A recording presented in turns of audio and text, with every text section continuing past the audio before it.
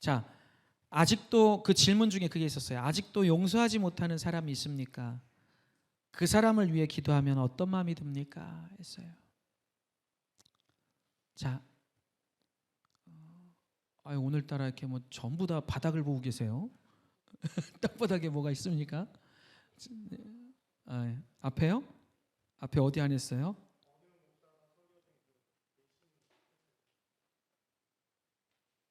예심은 네, 알겠습니다. 이거 먼저 하고요. 자, 여러분들 용서하지 못하는 사람이 있는가 질문이 있는데 있으십니까? 있으세요? 없으세요? 여러분을 우리가 제일 살면서 나에게 원수가 되는 사람이 지금 현대인들 중에 많을까요? 거기까지 갈 필요 없고 우리 안에 여러분 자신에게 원수 같은 존재가 있으세요? 원수. 진짜 다윗을 죽이려고 그렇게 쫓아다녔던 사울왕 같은 그런 사람이 있으십니까? 아마 우리 안에는 그 정도의 대상은 없을 것 같아요. 자, 그러면 우리가 용서하지 못하는 대상은 대부분 어떤 대상입니까? 제 이야기가 맞는지 안 맞는지 한번 들어보세요. 나를, 내 마음과 내 생각을, 내 감정을 불편하게 만드는 사람. 맞습니까? 우리는 그 사람이 미워요. 우린 그 사람이 싫은 거예요. 우린 그 사람을 적으로 생각해요. 그래서 우리는 그 사람을 아끼고 사랑하지 못합니다. 제가 왜 이렇게 얘기했을까요? 성경은 원수를 사랑하라고 말씀하십니다. 아멘 합시다. 크게 아멘 합시다. 아멘. 원수를 사랑하라고 말씀하셨어요. 그런데 우리 삶에 원수 같은 존재가 없어요. 그런데도 우리는 용서를 하지 못한다는 것입니다. 그러면 원수를 사랑하라는 말씀까지 가지 못하더라도 적어도 이 정도는 우리가 할 수 있어 살아가야 되는 것인데 이 정도도 하지 못해요. 자, 그러면 하나님의 기쁨이 될 수 있습니까? 없습니까? 없는 것이에요. 내 감정과 내 마음을 불편하게 하는 사람은 내 원수가 아니에요, 여러분. 여러분 정말 잘 생각하셔야 됩니다. 여러분이 누군가에 대해서 원망하는 마음, 미워하는 마음을 갖는 그 순간이 죄가 되는 거예요. 사랑하는 여러분, 이 성경 오늘 교재도 그렇지만 우리 성경 말씀에서 주님께서 왜 그렇게 사랑과 용서를 말씀하시느냐? 심지어는 너희가 사랑하고 살지 못하면 미안하지만 너희는 나를 아는 자가 아니라 말씀하셨어요. 나를 믿는 자가 아니다. 내 사랑을 아는 자가 아니다 라고 말씀하셨어요. 왜 그렇게까지 말씀을 하시는 걸까요? 가장 큰 이유는 이겁니다. 예수께서 이 땅에 오신 이유가 우리를 사랑하시고 용서하시기 위해 오셨기 때문입니다. 그렇기 때문에 우리에게도 그것을 그렇게 크게 요구하시는 거예요. 너희가 나로 인해 그 사랑과 은혜를 긍휼을 입었다면 이제 너희가 그것을 너희도 똑같이 아낌없이 주라는 거예요. 그래서 주님은 이것을 해내지 못한다? 그럼 미안하지만 너희는 내 사랑을 입은 자가 아니야 라고 말씀하시는 거죠.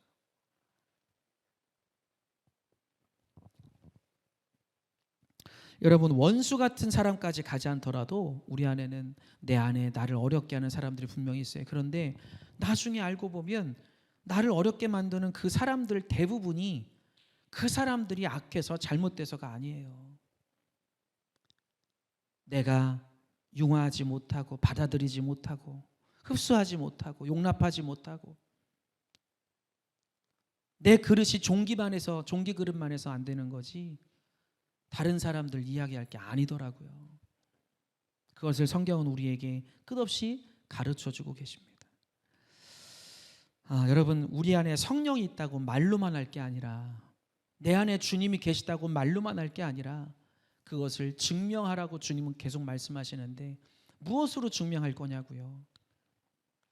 여러분 사랑하고 사십시다. 사랑하고 삽시다. 아멘입니까? 사랑하고 삽시다.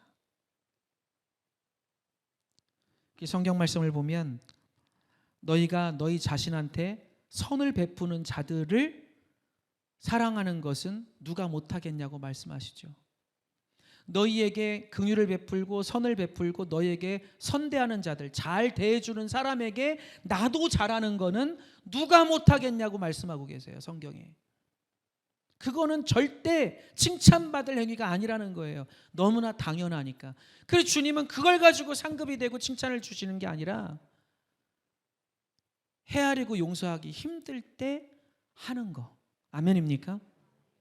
그런 대상에게 내가 해내는 거, 그거를 말씀하시는 거예요.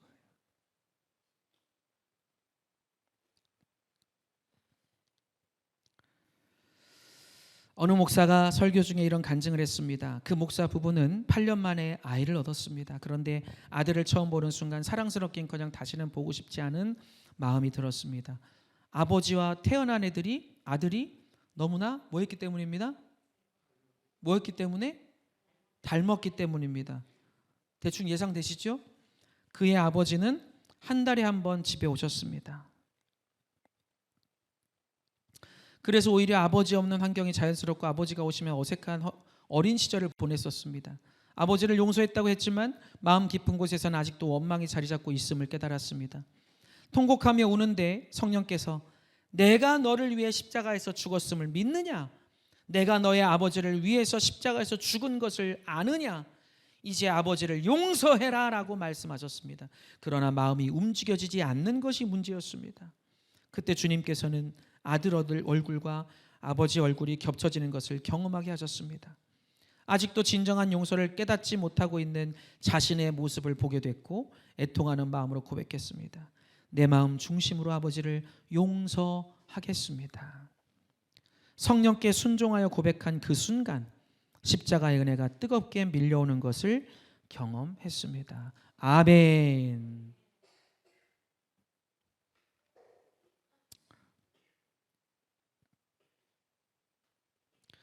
앞에 보실까요? 우리 예전에 저희 참 외람된 말씀이지만 조심스러운 말씀이지만 우리 부모님들 세대가 정말 잘못하신 것들이 공통적으로 한 가지가 있어요. 뭔지 아십니까? 우리 고생해서 나라를 일구시고 이 땅을 일구시고 가정을 일구신 그 수고를 하신 어르신들께서 정말 큰 잘못을 하신 게 한 가지가 있어요. 뭔지 아십니까? 자녀들에게 너 똑 닮은 자식 하나 낳아봐라. 예. 네 똑같이 생긴 자식 새끼 한번 낳아봐라. 내 심정이 어떤가. 이거를 정말 살면서 여러 차례 우린 듣고 살았어요. 여러 차례 듣고 살았어요. 근데 여러분 이 말은요 저주스러운 말이에요. 저주스러운 표현인 거예요. 그 마음 안에 뭐가 있는 거예요? 야, 너 엄마 아빠를 이렇게 이해를 못 해줘? 너 엄마 아빠 보면 답답하지? 엄마 아빠 보면 막 이해가 안 되지? 그래, 너 지금은 이해 못하는데 네가 한번 너 닮은 놈 한번 낳아봐라. 네 심정이 얼마나 문드러지는지 네가 한번 경험해봐라, 이 뜻인 거예요. 여러분 이것이 축복의 말입니까? 축복의 말이 아니에요. 잘못된 표현인 거예요. 그래서 어떻게 돼요? 똑 닮은 놈들 만나요. 그러니까 무슨 말씀입니까? 대대로 집안에 안 좋은 것들이 그대로 물려가는 거예요. 물려가는 거예요. 말대로 된다고. 여러분 이것은 우리 어르신들 세대가 정말 이것은 회개하셔야 될 부분이에요. 우리가 보통 그런 얘기 하잖아요. 부부끼리 사이가 안 좋으면 자녀가 내가 정말 사이가 안 좋은 일 때는 딸이 엄마를 닮았어. 딸이 그렇게 미워요. 꼴보기가 싫어. 아들이 아빠를 닮았어요. 꼴보기가 싫어. 왜 그래요? 감정이 이렇게 이입이 되기 때문에 그래요.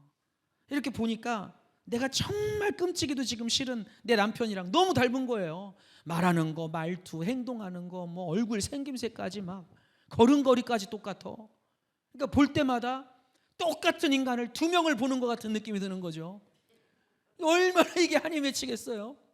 그러니까 큰 이유도 없는데 그 아들이 그냥 싫은 거야. 그 딸이 그냥 미워요. 그래서 심지어 이 사건 사고 나는 것들 뉴스를 보면 진짜 그런 비슷한 경험들이 많이 일어나요.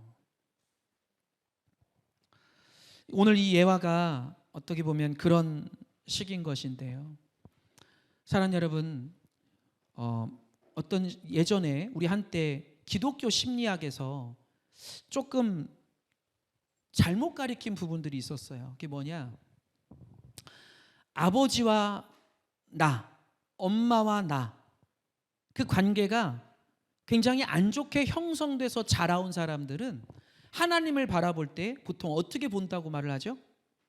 그렇죠? 내 아버지를 되게 아버지가 무서우셨던 분이에요. 아주 무서우셨던 분이면 하나님을 볼 때 어떻게 본다고 그래요? 무서운 하나님으로 보게 된다고 그러죠. 아주 무서운 하나님으로 보게 된다. 근데 이것이 우리 기독 심리학에서 잘못 가르친 게 뭐냐면 이것이 100%가 아니에요. 그런 경우가 있지만 그렇지 않은 경우도 굉장히 많습니다.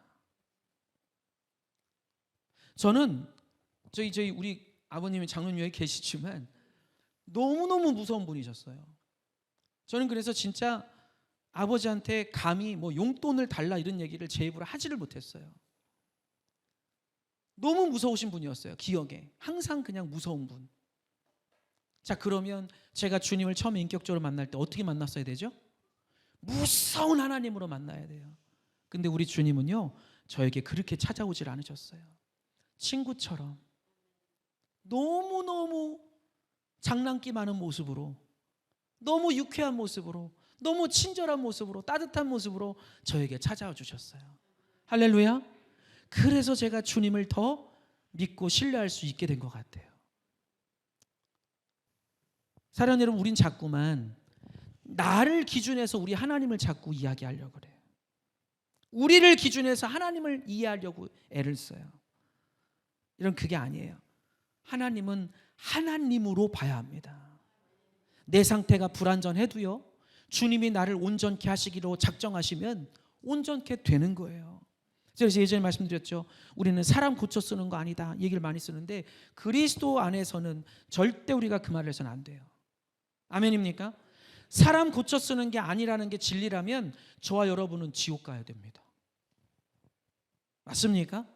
사람 고쳐 쓰는 게 아니라는 게 진리라면, 그게 정답이라면 저와 여러분은 죽을 때까지 하나님의 긍휼을 얻지 못하는 존재로 죽고 말아요. 근데 그게 아니잖아요. 하나님은 사람을 고치십니다.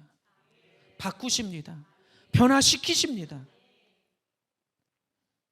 가장 중요한 건 뭡니까? 다른 사람의 변화, 다른 사람의 바뀜보다도 주님은 나를 바꾸실 수 있는 하나님이세요. 제가 교회 생활하면서 사역자가 되기 전부터 정말 제가 싫어했던 사람들의 표현이 뭐였냐면 이런 거 있죠. 교회 안에서도 저는요 목사님, 저 원래 성격이 전 원래 이래서, 전 이렇게 살아와서, 전 이런 스타일이라서 전 이건 제가 못합니다. 저는 제가 이거는 다른 건 다 하는데 전 이거는 못합니다. 왜요? 집사님 왜 못하세요? 저는 원래 성격이 그래요.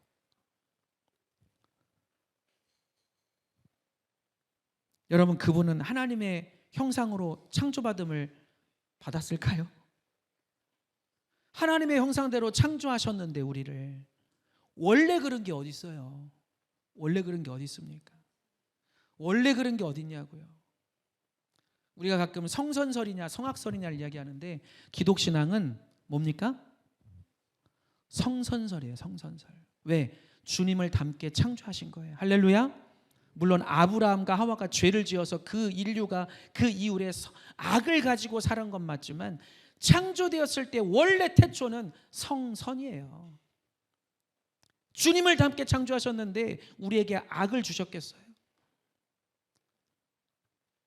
근데 우리는 악한 자의 모습으로 살아가는 거예요. 사랑하지 않아요. 용서하지 않습니다. 이해하려고 하지 않습니다. 헤아려고 하지 않습니다. 손해보려고 하지 않습니다. 양보하려고 하지 않습니다. 하나 되려고 하지 않습니다. 그래서 부부도 어려운 거고, 그래서 가정이 어려운 거고, 그래서 교회들이 자꾸만 깨지는 거예요. 교회가 부흥되지 못하는 가장 근본적인 원인은 어디서부터 시작이 돼야 되냐면, 들여다봐야 되냐면 가정이에요. 가정에서부터 아이들에게 말씀을 먹이고 기도를 먹이고 신앙을 먹여야 되는데, 지금 이 땅의 가정들이 그걸 하지 않습니다. 그래서 교회도 어려워질 수밖에 없어요. 여러분, 우리는 주님 뜻대로 살아야 되는 존재인 줄로 믿습니다. 여러분, 용서할 수 없는 것은 없습니다. 용서하십시오. 용서하십시오. 할렐루야. 그래야 내 안에 성령이 함께 해주세요. 자, 이 편 하나만 오늘 드릴 텐데 잘 보십시오. 자, 우리는 걸어다니는 주님의 무엇입니까? 성전입니다. 아멘. 걸어다니는 주님의 성전입니다. 왜 그렇습니까? 내 안에 주님을 모시고 살아가야 되기 때문이에요. 자, 그러면 여러분, 우리 집안에, 여러분 안방에 온갖 우물을 다 집어넣어놔요. 들어온 걸 다 집어넣어놓고 부모님을 어서 오십시오, 이곳에서 편히 쉬십시오, 모실 수 있습니까? 없습니까? 모실 수 없어요. 근데 우리는 어떻게 합니까? 내 안에 주님이 함께 하시기를 원하면서 내 안에 온갖 추하고 더러운 것들을 다 집어넣어놔요. 이기심, 미움, 다툼, 욕심, 분노, 짜증, 불순종, 내 안에 온갖 더러운 것들을, 오물을 다 집어넣어놓고, 그래놓고 우리는 주님한테 뭐라고 간구합니까? 주님, 내 안에 오시옵소서. 성령님, 나에게 충만함을 주시옵소서.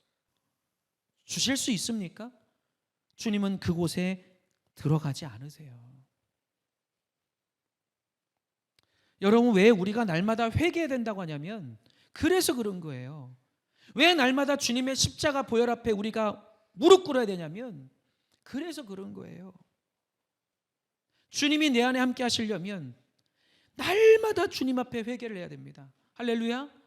나를 깨끗게 하고 또 깨끗게 해서, 그래서 온전한 주님이 내 안에 온전히 거하실 수 있도록 주님을 초청하는 거예요. 내 안에 미움이시는 주님이 내 안에 거하시지 않아요. 다섯 번째, 자, 내 안에 성령이 계시다는 것 어떻게 증거할 수 있느냐? 다섯 번째, 시작. 성령의 근심하심을 깨닫습니다. 자, 에베소서 4장 30절에서 우리에게 하지 말 것을 권면하는 것은 무엇입니까? 읽겠습니다. 시작. 하나님의 성령을 근심하게 하지 말라. 그 안에서 너희가 구원의 날까지 인치심을 받았느니라. 자, 우리에게 하지 말 것을 권면하고 있어요. 뭘 하지 말라고 말씀하셨어요? 큰 소리로. 뭘 하지 마라? 그렇죠. 성령을 근심하게 하지 마라. 제가 목회 사역하면서 정말 특히 더 강조하는 것들이 몇 개 있는데 그 중에 하나가 이거예요. 여러분, 우리가 성령을 모시고 사는 사람들은 성령이 근심하시는 것을 걱정합니다. 그래서 죄를 멀리하게 되는 거예요. 아멘이십니까? 이해가 되시나요? 죄를 그냥 짓지 마라 그러면 그걸 안 짓기가 어려워요. 근데 내가 주님을 사랑하고 또 사랑하고 또 사랑해요. 내가 너무나 사랑하는 그 주님, 나의 성령 하나님께서 싫어하시는 것을 안 하고 싶은 거예요. 그분의 마음을 아프게 하는 것을 안 하고 싶은 거예요. 그래서 우리는 죄를 멀리하게 되는 겁니다. 따라합시다. 성령을 근심하게 하지 말자. 여러분, 주님이 내 안에 뜨겁게 함께 하시는 사람들은, 제가 자주 말씀드렸죠, 눈물이 많습니다. 왜 눈물이 많은 줄 아세요? 두 가지라 말씀드렸지요. 첫 번째는 뭐에 대한 눈물? 나의 부질없음에 대한, 그죠, 하나님 앞에 죄송함의 눈물이에요. 두 번째 뭡니까? 하나님의 마음이 느껴져서 우는 거예요. 나를 보시면서 슬퍼하시고, 나를 보시면서 안타까워하시고, 이 나라 이 민족을 위해서 보시면서 눈물을 흘리시는 그 마음이 느껴지기 때문에 우는 거예요.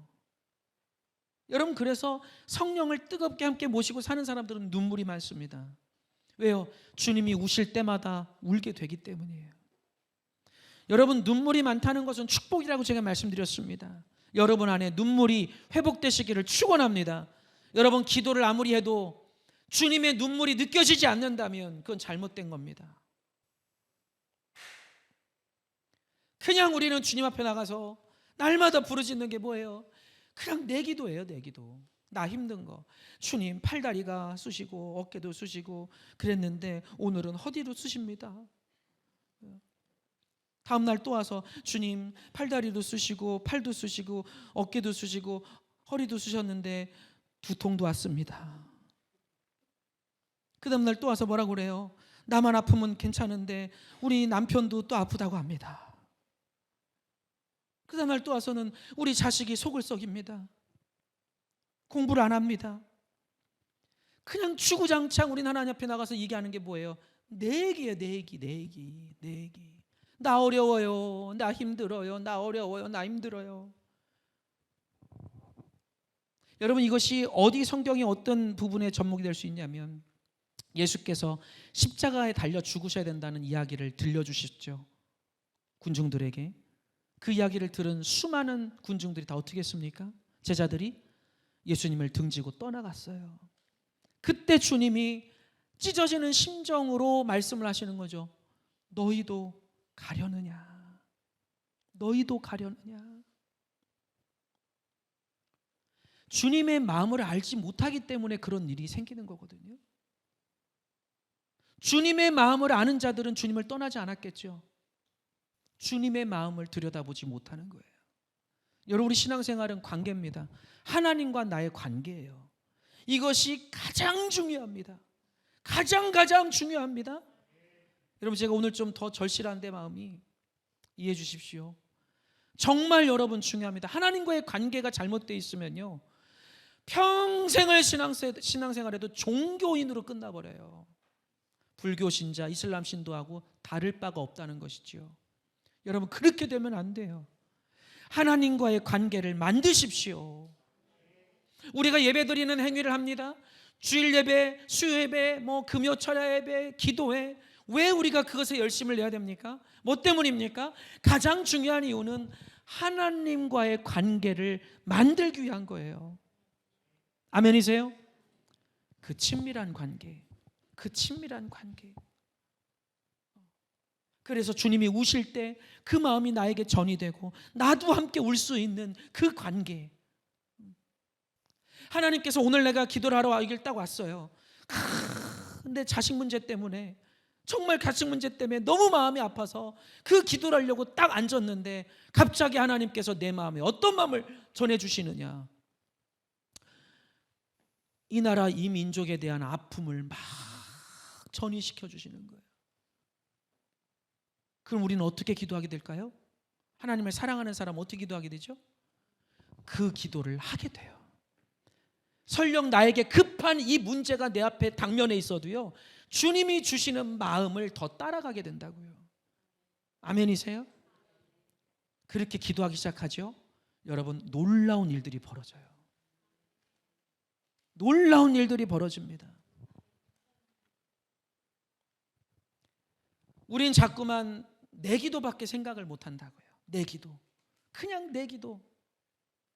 오로지 내 입장에서 나 하나 그냥 막 어떻게 회복되고. 그래서 제가 우리 찬양팀 옛날 청년부 할 때 항상 제가 얘기를 했어요. 다 웃어요, 얘기하면. 자, 저번 주에 우리가 기도 제목, 오늘은 어떤 기대를 갖고 예배를 나왔습니까? 그럼 대다수 현대인들이 뭔지 아십니까? 회복이요. 주님이 저를 회복시키시길 원합니다. 10명이면 한 7명이 회복을 이야기하거든요. 자, 다음 주가 됐습니다. 자, 오늘은 어떤 기대를 가지고 예배 나왔습니까? 회복이요. 그래서 제가 항상 그래요. 도대체 니들은 언제 회복되니? 언제 회복되니? 언제? 아니 주님이 맨날 함께 하신다고 하는데 그놈의 회복은 왜 그렇게 안 되는 거야? 왜 안 되는 거야?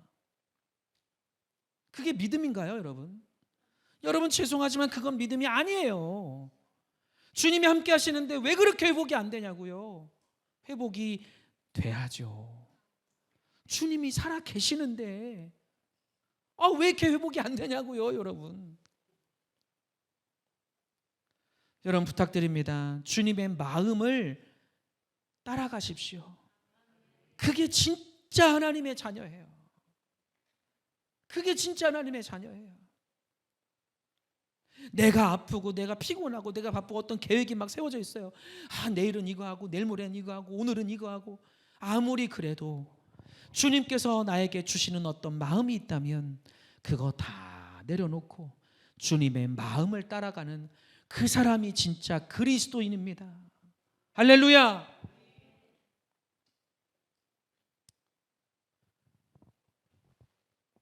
제가 평생 목회를 하면서 이것을 정말 강조하고 또 강조할 것 같아요. 여러분 성령님의 마음을 구하십시오. 그 눈물을 함께 흘려드릴 수 있는 그런 저와 여러분이 될 수 있기를 정말 간절히 축원합니다. 우리 안에 오신 성령께서 우리가 완전한 구속을 얻는 날까지 우리 안에 계십니다. 아멘. 비록 우리가 그분을 기쁘게 드리지 못하더라도 그분은 우리를 떠나지 않으십니다. 그 대신 우리 안에서 근심하시면서 그 근심을 우리에게 깨닫게 해주십니다. 근데 이것도 못 느끼는 사람이 태반이잖아요. 네. 주님의 근심을 못 느끼는 거예요. 나 힘든 것 때문에. 주님, 오늘도 나의 힘듦을 아시죠? 주님 제 마음을 아시죠? 세상에서 제가 가장 불쌍하지 않습니까? 주님 아시죠? 그럼 주님 어느 날 이제 이러신다니까. 너는 아냐? 나는 너 때문에 죽겠다. 너는 알고 있니? 그리스도인에게는 독특한 마음의 근심이 있습니다. 주일 성수를 하지 않거나 헌금 생활이나 기도 생활에 문제가 있을 때 누가 뭐라는 것도 아닌데 괴로움을 느낍니다. 유혹에 넘어져 죄를 지은 후에 괴로운 마음을 느끼게 됩니다. 그 사람 안에 계신 성령께서 근심하시기 때문입니다. 아멘. 이제 이해가 되십니까? 그러나 세상 사람들에게는 이런 것들은 근심의 대상조차 되지 못합니다. 그러므로 우리는 성령의 근심이 무엇인지를 잘 분별해야 합니다. 여러분 굉장히 중요한 지금 내용들이에요. 그저 마음이 괴로운 정도로 여기지 말고 깨달은 즉시 돌이켜야 합니다. 할렐루야. 성령께서 근심하실 때는 분명한 이유가 있기 때문입니다.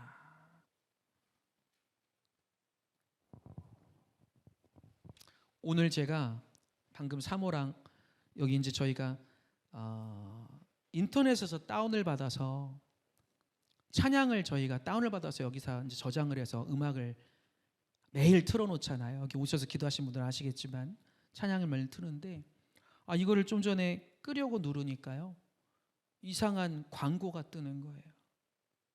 분명히 다운받아서 저희가 트는 거거든요. 온라인이 아니고. 근데 이상한 광고가 떠요. 굉장히 좋지 않은 음란한 광고가 뜬다고요. 제가 깜짝 놀랐어요. 사모한테 이게 무슨 일이냐, 어떻게 된 거냐, 날 모르겠다고. 사모도. 여러분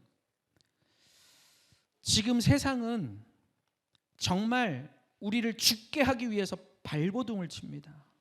특히 우리 청소년들 정말 잘 들으셨으면 좋겠는데 여러분 웬만하면 핸드폰 멀리 하십시오. 여러분 아멘. 아멘. 주의 종 이야기를 잘 들으십시오. 웬만하면 특별한 경우가 아닌 이상 필요할 때 말고는 핸드폰 멀리 하십시오. 이건 저만 이야기하는 게 아니에요. 깨어있는 많은 영적 거장분들이 다 외치는 이야기예요. 유튜브, SNS, 페이스북, 트위터, 뭐죠 또? 인스타그램. 여러분 거기에 접속을 하면 학교에서도 교육하는 걸로 제가 알고 있는데 온갖 광고와 보지 내가 고르지 않아도 온갖 것들이 거기 떠올라옵니다. 기본적으로 떠올라와요. 기본적으로. 여러분, 지금 마귀는요, 우리를 공격하는 방법이 딱 있어요. 그 중에 대표적인 게 뭐냐? 이런 것들이에요. 핸드폰. 저는 그냥 잠깐 게임하는 건데요. 여러분, 게임할 때 광고가 안 뜹니까? 유튜브 보면 광고 안 뜹니까? 그 광고가 전부 다 청소년들이 볼만한 광고든가요? 우리 그리스도인들이 너무 안일한 것 같아요. 너무. 제가 담임 목사가 왜 여러분들에게 유튜브 조심하라고 이야기하는지를 여러분 정말 좀 아셨으면 좋겠어요. 미혹의 영을 여러분 절대 이기기 쉽지 않습니다. 이것이 복음적이냐 아니냐를 분별해내는 것이 너무너무 어려워요. 하물며 우리 청소년들은 오죽하겠습니까? 그냥 휩쓸려 가는 거예요. 그냥 한순간에. 근데 한번 그것이 그 판도라의 상자가 열리기 시작하면요, 귀신들이 타겟을 삼아요. 오케이. 너 이제 맛을 봤지? 오케이. 너는 내 밥이야.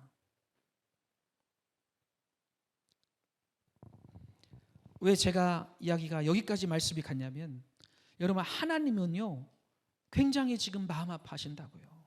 이 세대를 보면서, 저와 여러분을 보면서 너무너무 마음 아파하신다고요. 찢어지는 심정으로 보고 계신다고요. 요즘에 우리가 큐티하는 내용이 뭡니까? 남유다와 북이스라엘로 이스라엘이 둘로 쪼개집니다. 자, 신앙 묵상글에 제가 올려드렸어요. 그 주 원인이 뭐였습니까? 정치 때문입니까? 왕 몇 사람 때문에 그렇게 됐다고 표현하던가요? 아닙니다. 오늘 묵상글에도 뭐라고 나와 있습니까?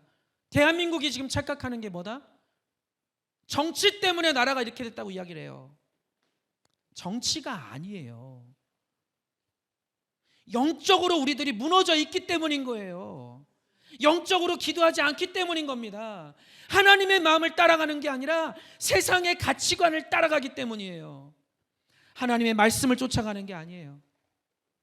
하나님의 말씀이 기준이 아니라 세상에서 이야기하고 찌라시가 이야기하고 유튜브가 이야기하는 것들, 세상이 떠드는 이야기를 따라가고 있어요. 그것이 진리라는 것처럼, 그것이 답이라는 것처럼. 대한민국이 진짜 각성하지 못하면 더 쪼개집니다.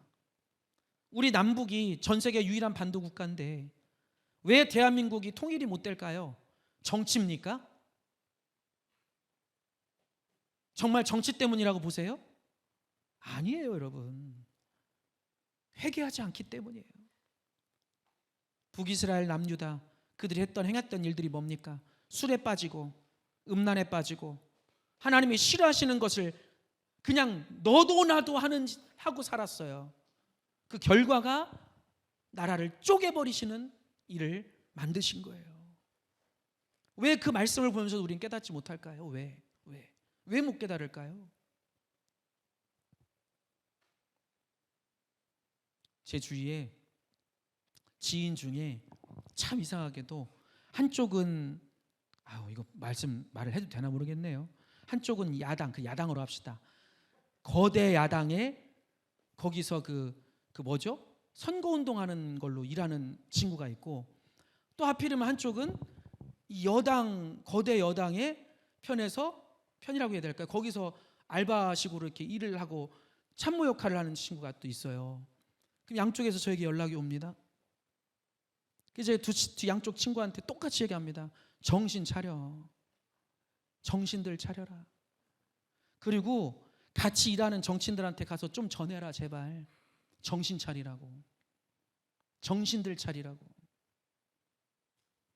여러분, 정말 우리가 착각하면 안 되는 것이, 대한민국이 지금 어려움을 겪는 것은 정치를 잘하고 못하는 것도 물론 중요하겠죠. 그러나 근본적인 원인이 그게 아니라는 거예요. 말씀을 보면 이유가 뭡니까? 너도 나도 우리들이 하나님의 말씀 따라 사는 게 아니라 내 맘대로, 내 뜻대로, 내 기분대로, 내가 하고 싶은 대로 세상에서 가치관을 따라서 살아가는 거예요. 회개도 없고 눈물도 없고 뉘우침도 없고 변화도 없고. 그래서 지금은 아이고 또 이거 조심스러운데 오늘 자꾸 이 조심스러운 얘기가 나오네. 우리 성도님들이 그렇다는 게 아니라 온라인으로 예배하는 분들을 몰아가는 게 아니고 그냥 교회는 아예 관심이 없고 온라인함으로 잠깐 예배 드리는 거. 누가 기도하는 내용 막 틀어놓고 기도 들으면 나도 기도했다. 성경도 누가 이렇게 막 성경을 읽으면 그 듣고서 나도 성경 읽었다. 아이고 이게 말하면 끝이 없는데요, 여러분.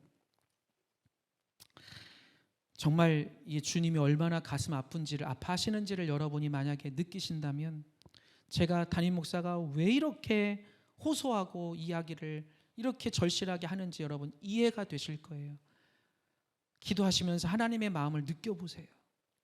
그분이 얼마나 찢어지는 심정으로 울고 계신지를 여러분 아시면 제 이야기가 과하지 않다는 것을 여러분 알게 되십니다.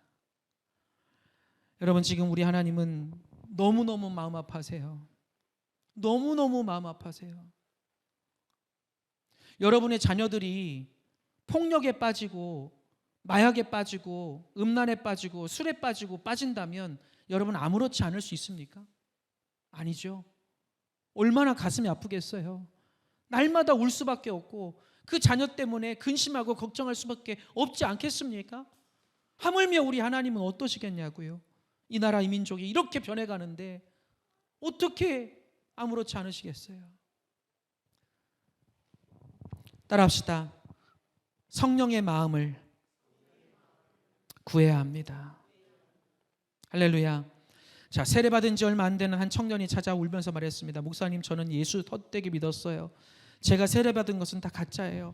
그 청년은 세례받을 때 마음에 모든 죄된 생활을 다 청산하리라, 직장 회식에 절대 참석하지 않으리라. 직장 회식에 절대 참석하지 않으리라. 혼자만 맛있는 거 먹고 결심을 했다고 그럽니다. 그런데 그날 회식에 참석하여 말할 수 없이 부끄러운 죄를 저지르게 되었다는 것입니다. 청년은 그 일로 말미암아 깊은 좌절감과 낙심에 빠져 있었습니다. 저는 그 청년에게 물었습니다. 자네가 이렇게 괴로워하는 까닭이 무엇인가? 오늘 자네와 함께 그 자리에 있었던 다른 사람들도 그렇게 괴로워하던가? 아니요, 그들은 재미 봤다고 생각하고 집에 가서 자고 있을 겁니다. 그런데 왜 자네는 괴로워하는가? 그것은 자네 안에 계신 성령께서 근심하고 계시기 때문이네. 이해가 되십니까? 그 청년은 제가 읽으라고 펴진 에베소서 4장 30절 말씀을 읽고 한없이 울었습니다. 그러고 난 후 자신이 여전히 하나님의 구원받은 자녀라는 확신을 회복하였습니다. 제자훈련 수료식에서 어떤 여성도가 간증을 했습니다. 이분은 알코올 중독에 걸릴 정도로 술을 좋아하셨던 분입니다.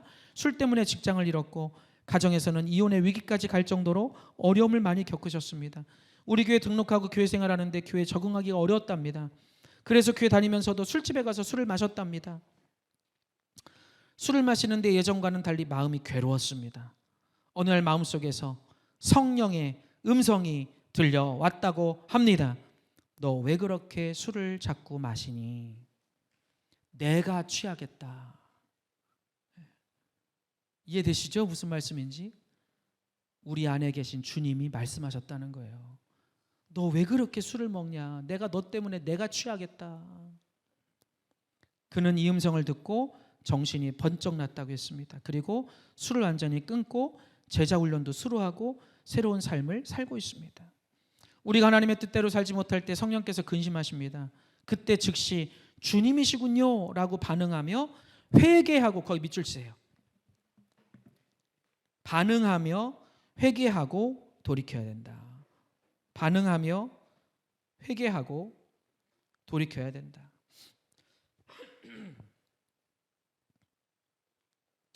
따라합시다. 반응하며 회개하고 돌이켜야 합니다. 자, 질문입니다. 지금 당신이 느끼는 성령의 근심은 무엇입니까? 생각나는 대로 다 써보세요 했어요. 여러분이 적어보세요. 여러분이. 그래야 이게 공부가 돼요. 당신이 느끼는 성령의 근심은 무엇입니까? 나 때문에 성령께서 근심하실 만한 게 뭐겠는가? 아니면 더 크게 봤을 때 주님이 근심하실 것들이 무엇일까? 여러분이 느껴지는 대로 써보시라는 거예요. 자, 제가 앞에 보겠습니다.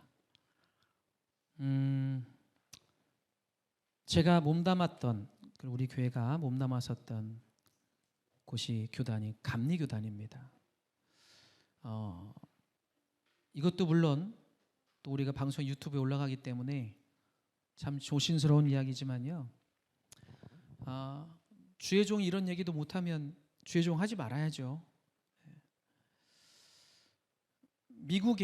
한국의 감리교회의 근본이 된다고 할 수 있는 미국의 UMC가 있습니다. 그 미국의 UMC가 감리교회, 그 감리교회가 우리나라에 들어와서 우리나라의 감리교단이 씨앗을 뿌리고 열매를 맺게 된 거예요. 그런데 UMC가 자꾸 이상한 짓을 해요.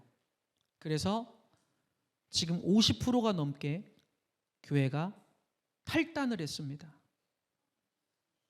미국의 감리교단의 50%면 몇십 개 교회, 몇백 개 교회 수준이 아닌 거예요. 그 이유가 무엇이냐? 최근에 총회가 열렸습니다. UMC에서. 무엇 때문이냐면 지금 왜 제가 이 말을 들리는지 성령에 관한 성령의 마음, 그것 때문에 말씀을 드리는데요. 무엇 때문이었냐면 동성애를 받아들일 것이냐, 기독교가 인정해 줄 것이냐. 자, 다시 말하면 동성애를 인정하면 어떻게 되냐면 동성애자들이 교회에서 리더가 되고 사역자가 되는 것을 막을 수 없습니다. 동성애자들이 목회 안수를 받는 것을 막을 수 없습니다. 목사님들이 동성애자들을 줄에 서는 것을 거부할 수 없게 됩니다. 없게 되는 게 아니라 실제로 지금 벌어지고 있습니다. 거부했을 때 벌금을 먹이고요, 끌려가요. 미래일이 아니고 지금 벌어지고 있습니다. 전 세계적으로. 그래서 UMC에서 어떤 회의를 하느냐, 이제 교회들이 그래도 깨어있는 교회들이 자꾸만 나가버리니까 여기 못 있겠다. 회의를 했어요. 총회를. 자, 이 안건을 놓고 어떻게 할 것이냐.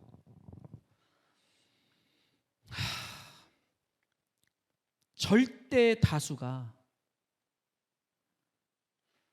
찬성하는 쪽으로 결론을 냈어요. 절대 다수. 비슷한 숫자가 아닙니다. 절대 다수. 자, 그래서 어떻게 했느냐? 교단의 회칙을 바꿔버려요. 이번에 바꿨습니다. 동성애가 기독교의 정통 그 복음, 그 교리에 어긋난다라는 것을 다 적어놨었는데 그 항목을 다 뺐어요. 다 빼버렸어요, 이번에. 여러분, 지금 하나님께서 어떤 마음이실 것 같습니까? 우리가 살아가면서 조금 겪는 감정적인 어려움. 제가 그래서 최근에 여러분에게 자꾸 예배 때 말씀드렸죠. 웬만한 것에는 영향받지 말자. 그게 믿음이다. 여러분, 지금 우리가 하루하루 살면서 그만 조금 그 감정, 부딪힘, 내 뜻대로 안 되는 거, 여러분 그것 때문에 자꾸만 머리 싸매고 잔머리 굴리고 신경 쓰고 살 때가 아니에요. 지금 마지막을 향해서 급격하게 치닫고 있어요. 미국의 UMC면요, 복음주의의 중심축이에요. 그러면 지금 미국이 저렇게 되면 대한민국은 안정하겠습니까? 외람된 말씀이지만, 아니 솔직히 이거 가지고 항의해도 전 상관없습니다. 외부에서 저에게 뭐라고 해도 상관이 없어요. 잘못한 거니까요, 목사님들이. 지금 우리나라 감리교단에서도, 근데 이렇게 하면 자꾸 또 감리교만 비판한다고 여러분 말씀하시고 장로교는 괜찮은 줄 아시는데 똑같아요. 아직 지금 물이 안 들어갔을, 조금 덜 들어갔을 뿐이지 비슷합니다. 지금 대한민국에도 이름만 대면 다 알 수 있는 유명한 목사님들이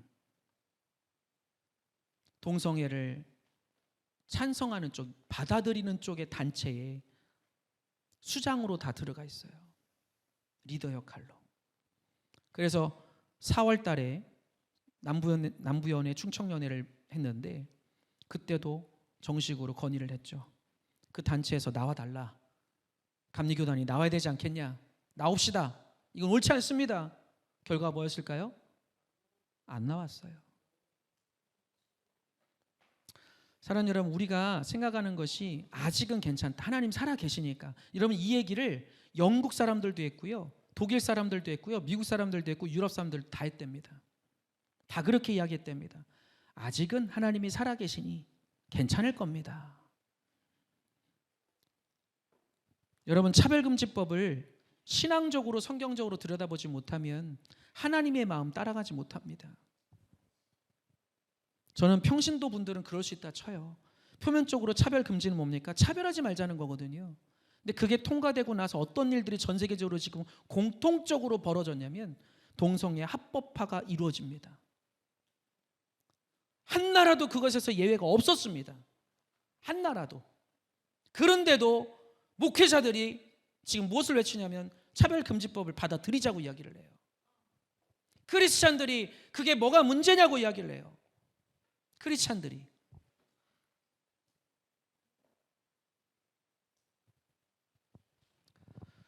여러분, 지금 우리가 사는 세상이 성경적이지가 않습니다. 그런데도 우리는 아무렇지 않게 살아갑니다. 그것이 문제고 죄라는 걸 알지 못해요. 크리스찬들 입에서 괜찮다는 말을 하고 있어요. 뭐가 문제냐? 뭐가 문제냐? 뭐가 문제냐는 거예요. 영적인 눈과 귀가 가려져 있기 때문이에요.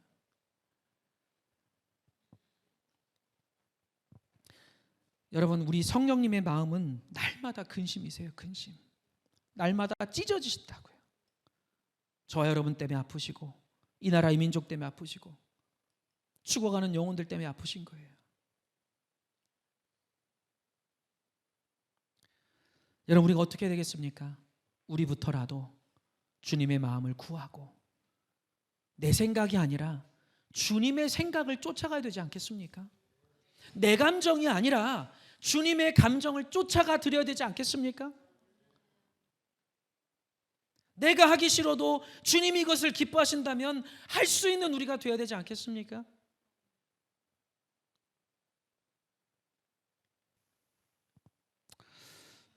저는 우리 교회가 사람이 100명이 되고 200명이 되고 너무 감사할 일이죠.